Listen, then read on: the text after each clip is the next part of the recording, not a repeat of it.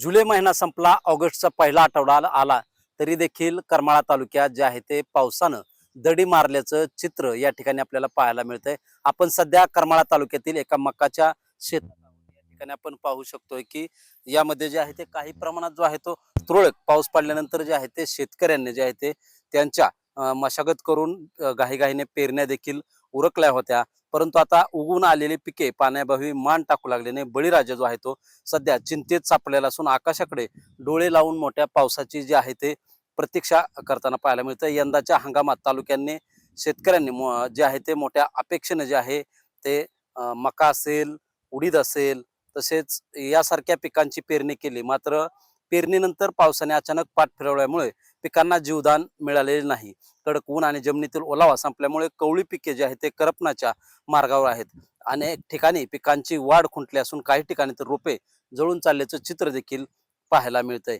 दुष्काळाची भीती आणि आर्थिक संकट, मशागत, बी बियाणे, खते आणि मजुरीसाठी हजारो रुपयांचा खर्च करून शेतकऱ्यांची पिके उभी केली आहेत. मात्र पावसाच्या अभावामुळे हा संपूर्ण खर्च वाया जाण्याची भीती निर्माण झाली आहे. जर पुढील काही दिवसात पावसाने कृपादृष्टी नाही दाखवली तर शेतकऱ्यांना दुबार पेरणीचे संकट ओढवण्याची शक्यता आहे. आधीच आर्थिक विवंचनेत असलेल्या बळीराजाला परिस्थितीमुळे मोठे जे आहे ते संकट कोसळलेले आहे. शेतकऱ्यांच्या नजरा आकाशात.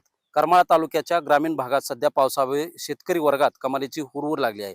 वरुण राजाने लवकरात लवकर कृपा करावी आणि मोठ्या प्रमाणात पाऊस पडावा आणि आमच्या पिकांना जीवनदान मिळावे अशी जी आर्त हाक आहे तो बळीराजा जो आहे तो देवाकडे करत असल्याचं आपल्याला या ठिकाणी पाहायला मिळत आहे.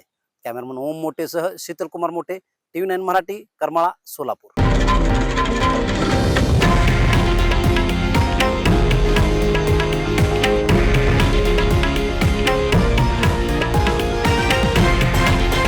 हे आहे देशातील नंबर 1 न्यूज नेटवर्क आणि आपण पाहत आहात TV9 मराठी, एकमेव.